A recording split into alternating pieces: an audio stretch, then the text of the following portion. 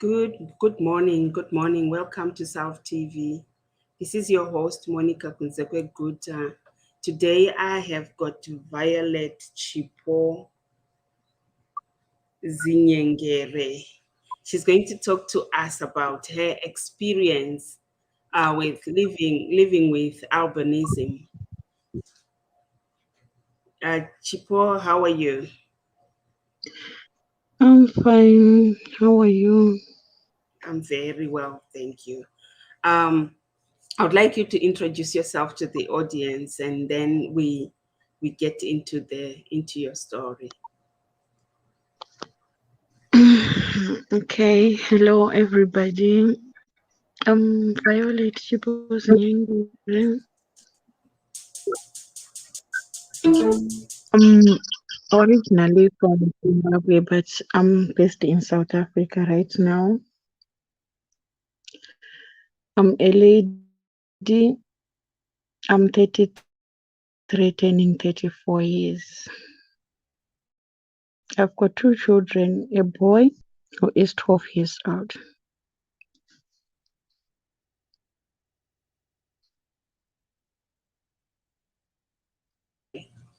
Can you tell us what albinism is?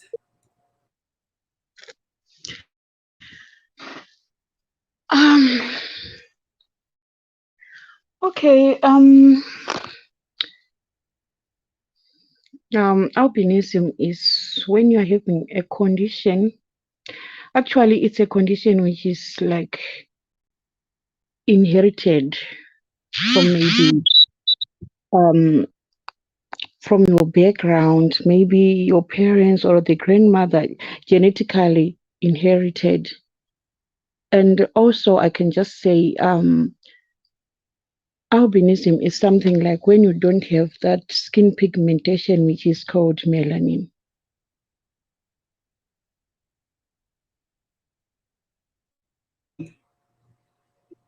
My next question would be: Can you tell us about your experience from childhood living with albinism, and then maybe what your experiences are as an adult? Um, Actually, I can say it's been a very long journey, a tough one at the moment. It's not easy to live in a community, where they are few or no people with the same condition. I experienced a lot of bad things. Discrimination is one of the biggest challenges in the community.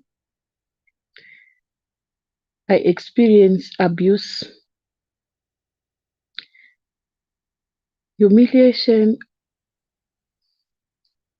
rape,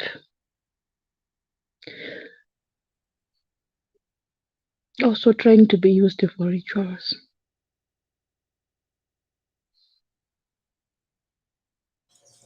Those are really, really serious things to go through when you're just trying to manage life. I know this is difficult.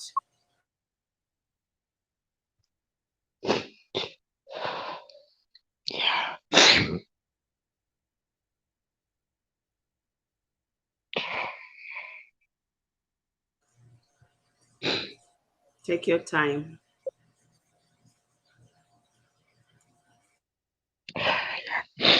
Yeah, I'm fine.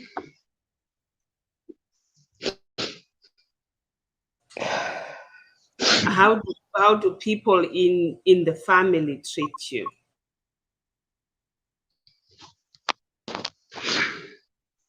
It's so difficult. Like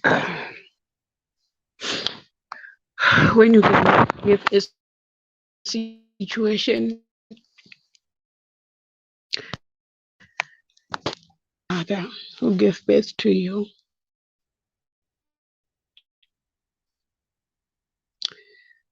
it's something which it's not easy to deal with. If you think about it, it's not easy. But apart from that, All the family members, I can't complain.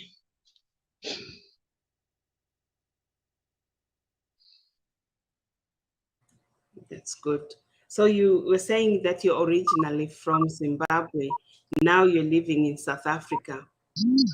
What has been your Yes. experiences in South Africa?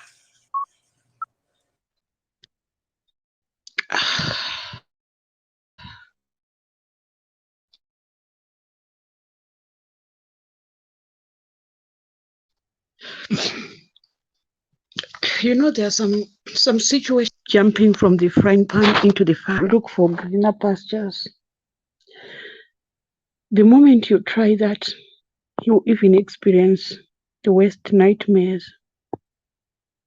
So it's not been easy.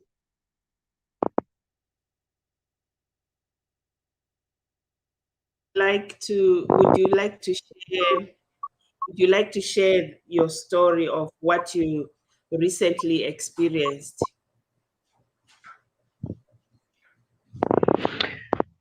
Yeah, I can just share for the recent one. Um, I got a job link from a cousin sister telling me that there are people who's looking for a caregiver and a receptionist. So I called the people who were looking for those people, for the vacancies. They said I must send them the CV and also I must attach my picture, my photo in the CV. I did that exactly. Then they phoned me and said I must come for the job interview the following day. It was on Wednesday.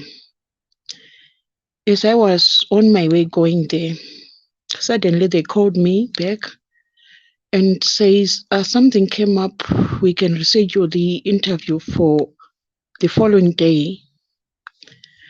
Then I told them that I can't, just because that money I used when I was going there, that's the only money I had with me. Then they said they will send somebody, a driver, to come and fetch me, maybe. As Papa said, it's back home. The following morning, I went and met that driver, but they came, the two of them, a man and a lady. They picked me up on our way. They said they want to pick another lady also for another position. We went, we were four. But what surprises me, instead of us going to city, where they were saying we were going to have our interviews there, we passed the Joburg and I even asked, like, where we going? They said no, they chose us to go to Lenasia because that's where the mother was. They wanted the caregiver there.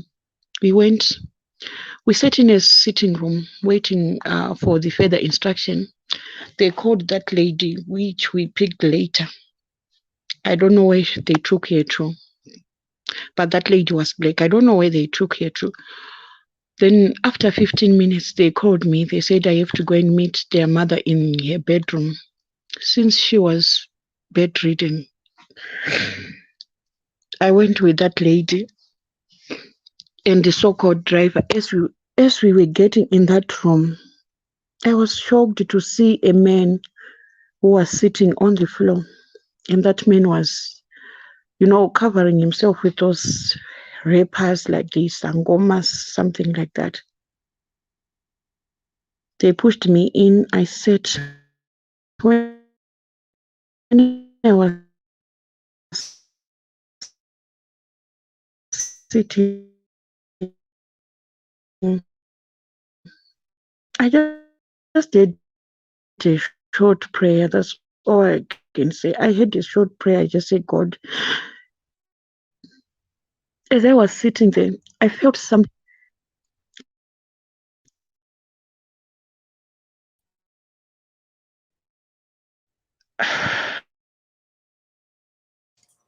Take your time. It's okay. That man called me to come forward. As I stood up, I saw that I missed myself.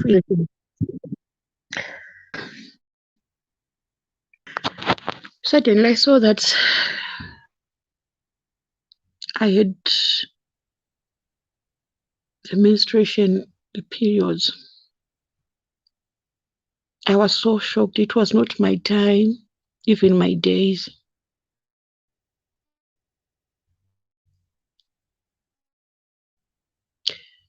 When that man saw that I missed myself, he started shouting to that lady, like, why did you bring someone who's like that, who's dead? You were speaking in the Zulu language, why did you bring someone like that? She said, I don't see blood. My ancestors doesn't want to see this menstruation blood. Like a hot slap says, why didn't you tell me that you are on your periods? Why?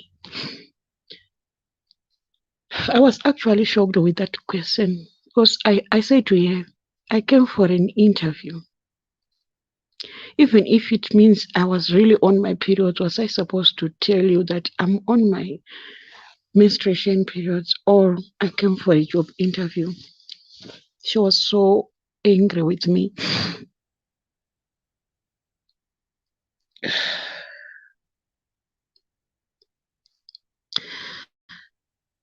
She took my phone. They asked me to put the password. I put the password. In my phone, they saw a banking app for Standard Bank.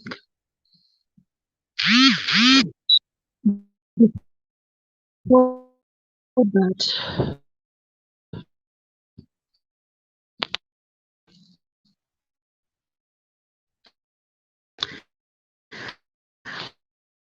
I was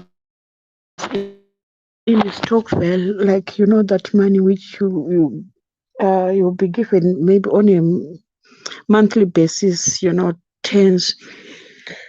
There's this other so that I can start maybe to buy it app. They asked again for the PIN number. I gave them. She transferred the money to a phone. Then they drove me. We drove, it was like a long distance. I didn't know where we were going.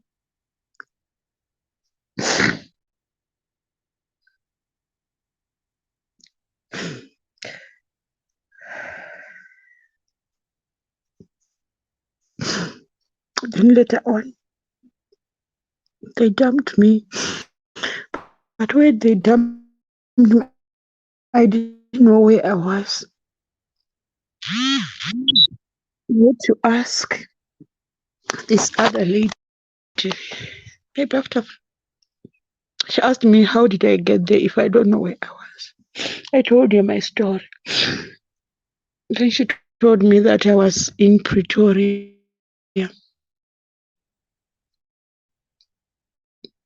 It was next to How train station. She wanted to assist me to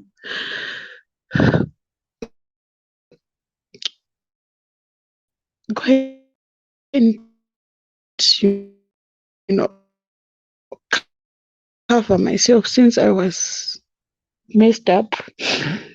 I refused because I couldn't trust her again. She called the police for me.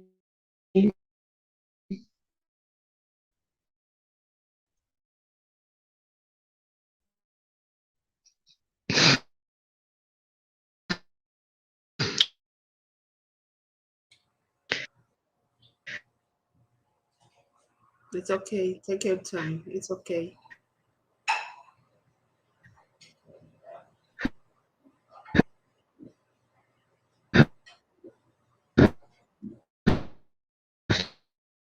They came, they asked me the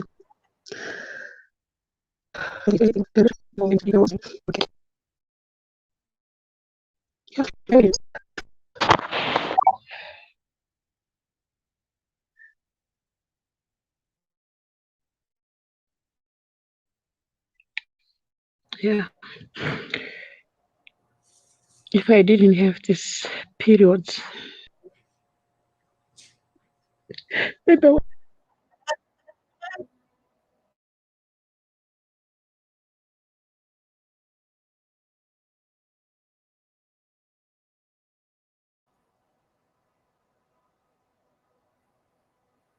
This is a very heartbreaking story. Someone who is just doing what everybody does, looking for a job because they want to look after themselves and look after their families, but because of their conditions, they are targeted for rituals. It is very unfortunate. Um, if you manage to get any, okay, it looks like Violet has dropped. Let me see if I can get her on her phone instead.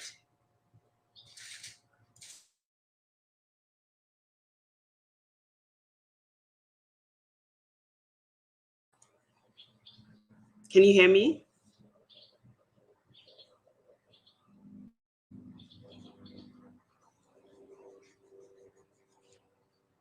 Hello?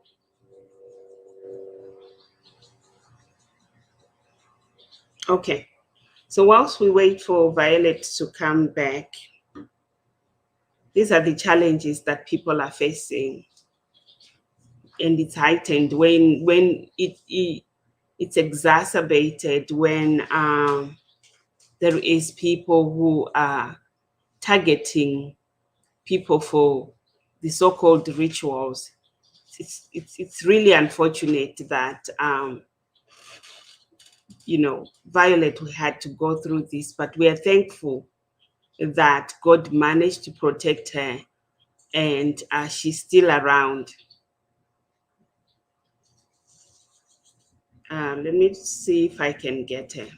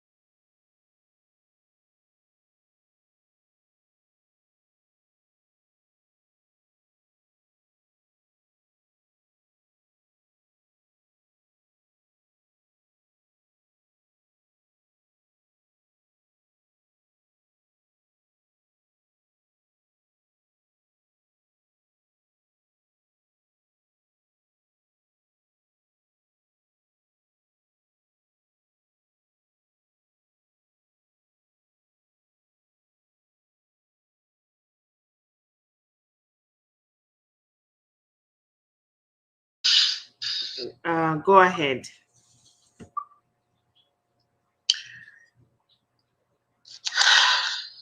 Yeah, that's what I went through. There's a time mostly I hate, just being myself through the challenges I always face. I hate myself sometimes.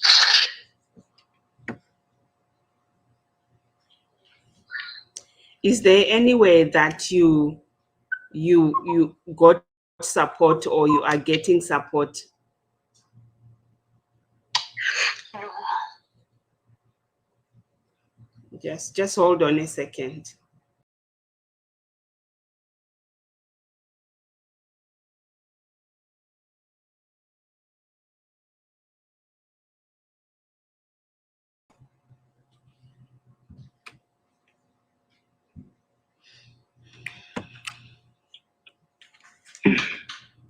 Do you have like a church community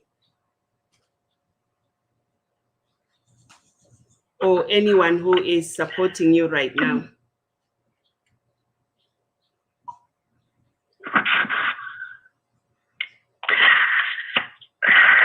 at the moment, I don't have anyone who supports me. The last time I was just living by myself, trying to make ends meet.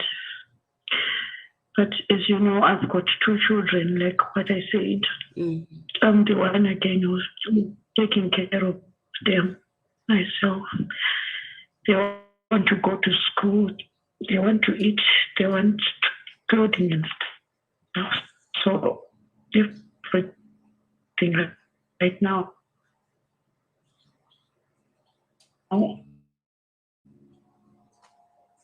I would imagine that I would imagine that after going through what you went through, you're even terrified to venture into anything. Definitely. Definitely. I don't know who to trust. I really don't know who to trust anymore. I live with fears every day. Like, I need to survive. I need my children to survive. But I don't know where to start. If I try to start, I'll end up living. The worst thing out me is out of trying. So I really don't know. How are you managing right now?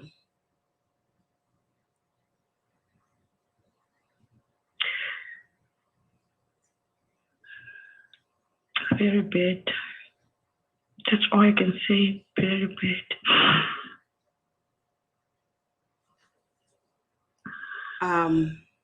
What sort of help do you need from people?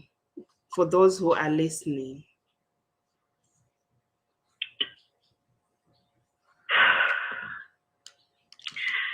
But the most important thing for myself is if I can get something like my own business, which I do in order to take care of my children.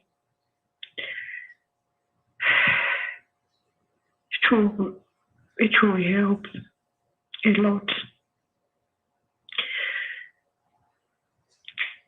Like now they're opening schools. I don't even have their fees, even the food they are starving. I feel like sometimes I'm a failure in life. I'm a bad mother, or I don't know. Things are actually bad. Mhm. It's a tough season for it's a tough season for you and other people, but we hope that there is someone here listening who will be able to, to reach out. If they want to talk to you, I can give them your. Is it okay for me to, if they want to talk to you, is it okay for me to give them your number? It's okay. It's okay. Okay. You started the charity to support people with albinism. How is that one going?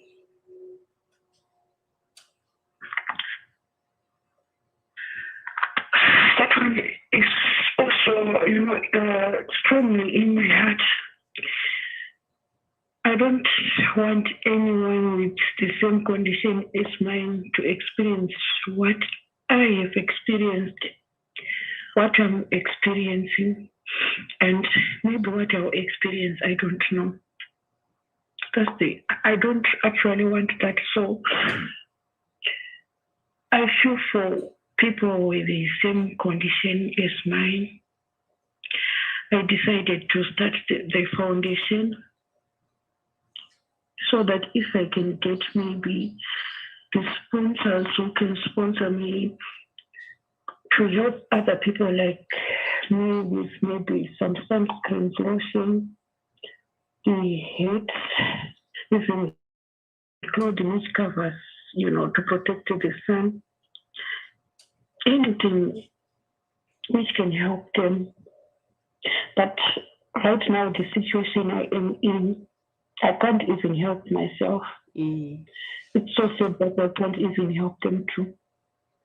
But I really wish I can help. I really wish I can, you know, let the people know more about albinism. I wish people, you know, can learn and understand what is it exactly.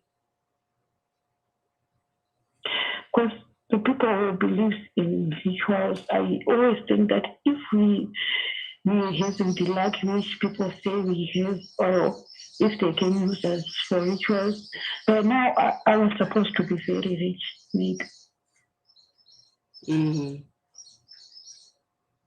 Because if you carry the so like if you carry the blessing of wealth because of your condition, is that what you're saying? Yes, why must I suffer then? Why must I be suffering this way if I have all the blessing which people are looking for out there? That is a good question. I don't know if they ever ask themselves, and this is the question that Violet is asking anyone, anyone who might think that, anyone who might think that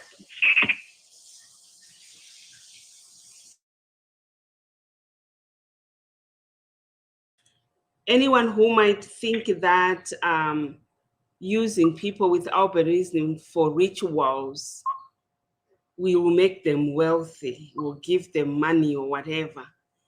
The question that she's asking you is that if she embodies the blessing for wealth, and if she represents that, how come she herself is suffering so much to an extent that, you know, physically she's suffering, she needs protection, she needs some oils or lotions to protect her skin from burns and all that. She needs a hat to protect her eyes and her skin. She needs, you know, she just needs comfort like everybody else. How come, with all those needs and the blessing that you think she has or she embodies, she's not rich herself? I think that's a very logical question to ask. And hopefully, this will stop someone targeting anyone with albinism for something that they don't know and don't understand, um, thinking that it would make them rich, but in fact, they are affecting the lives of other people. God protected, someone here is saying, God protected you, Violet. He is with you. He promised. It said that people take advantage of people created in the image of God. That is right. For those of you who want to help, you can inbox me and I will give you Violet's number. Right now, since that incident happened, she lost her job because of COVID. And then when she was now looking for another job, that's when she was targeted for these rituals. And then since then, she's suffering from anxiety. She's anxious, and understandably so. It will be difficult for her to venture out to start looking for another job. She doesn't trust anyone anymore. She has kids that she needs to look after, but she also has a community. That way, depending on her strength and guidance, since she also now has the experience of living with albinism, she understands the challenges that the parents of young children face. She understands the challenge that the young people who have got albinism go through. And so she stands there as someone who gives counseling and support as well as advice. And that service is much needed. And we need to do our best to support her. We need to share this video so that you know, we also get educated, and we also realize that we need to look out for each other. We need to protect each other. And if you have a friend or a family member with albinism, check on them, check on how they are feeling, check on what challenges they are facing. right now. They just might just be feeling down because of what somebody says. They experience bullying, they get beaten up, people make nasty comments, all that they just carry and they don't have anyone to share with. Um, my sister, have you got any closing words that you might want to share with the audience before we close?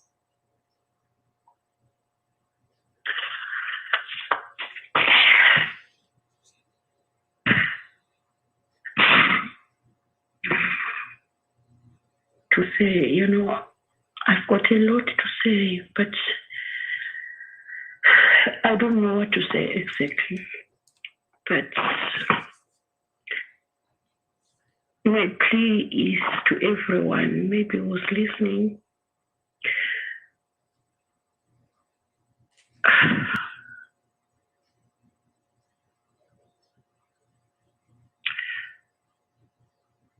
I don't know. There's no, the only difference with someone with albinism and someone who doesn't albinism is just so simple. The skin condition, sometimes the eyesight itself,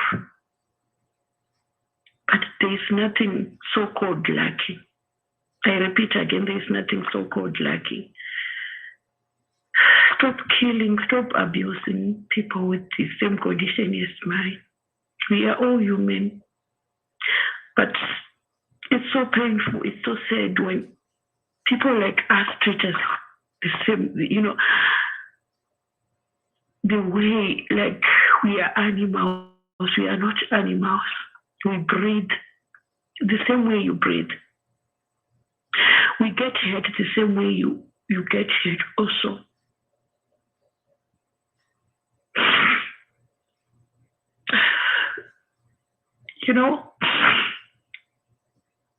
I try to be strong. Every day I try to be strong. But I always see myself like I'm a failure because of the people surrounding us who feel so undermined. We feel so undermined to the extent, that sometimes I feel like even committing suicide most of the times. Because when I'm alone sitting, I think like maybe there's no reason to live for. There's no reason to survive in this, cruel world. All I'm asking is, the prayers for me to believe that, God still cares for me. God still cares for us. I don't know. Sister Monica, I lose faith. I'm here. I lose hope. I'm I don't here. know where I'm standing anymore. I don't know where I'm standing. I don't know. It's now month end. I don't know where to start. I don't know how am I going to pay the rent. I don't know where I'm going to get the food. If I want to go out there, there's a lot waiting for us there. So what's the reason for us to live? That's all I can say.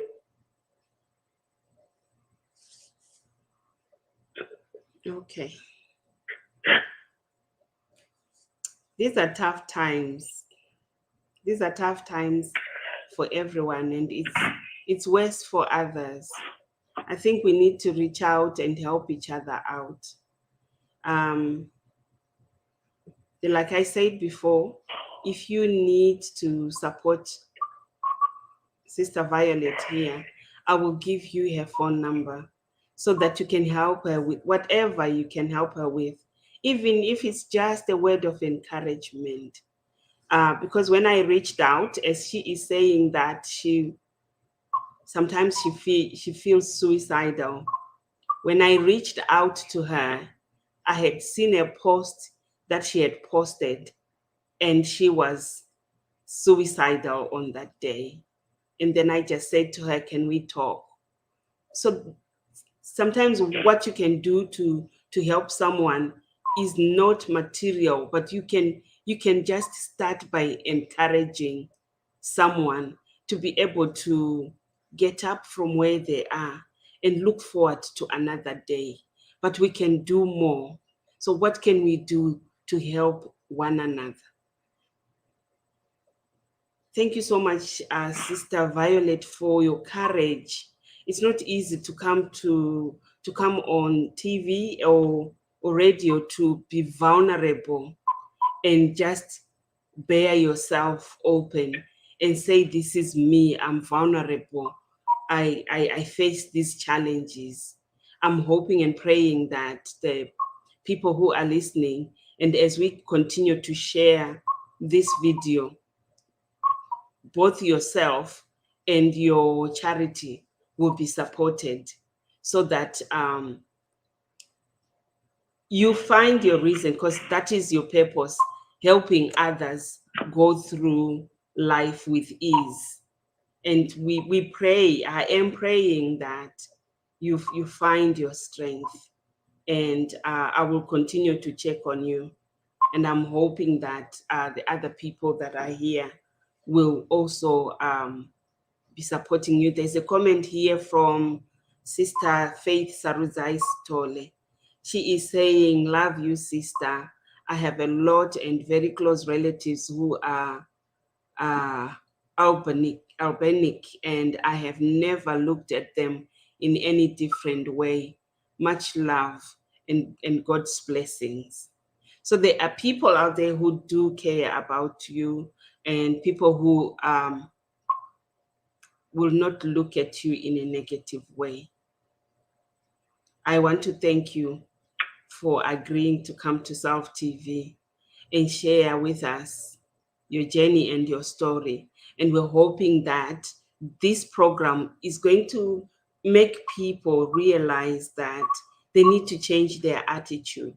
They need to be mindful of the damage and hurt that they are causing other people who have got conditions that they cannot do anything about. They did not choose to be born that way, neither did you. And so, because you have got no control over anything, I don't think you have a right to think as though you are in a privileged position and you go about making life difficult for other people. Thank you so much for taking time to be here with us.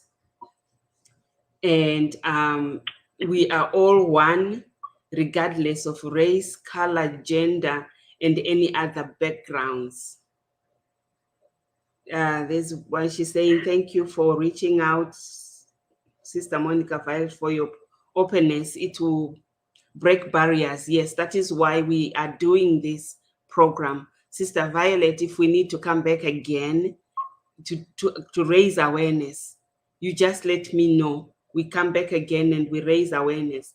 We need to talk about this so that people don't carry on walking around burying their heads in the sand and not realizing the impact of their words, the impact of their attitude, and the impact of discrimination. Because if you discriminate a parent just because she's got albinism, means that she's not able to look after her children. She's not able to provide. She's the breadwinner, and she has other people who depend on her. And so for that, we need to treat everyone equally. Thank you so much. See you again. Bye-bye. Thank you so much. Okay, bye.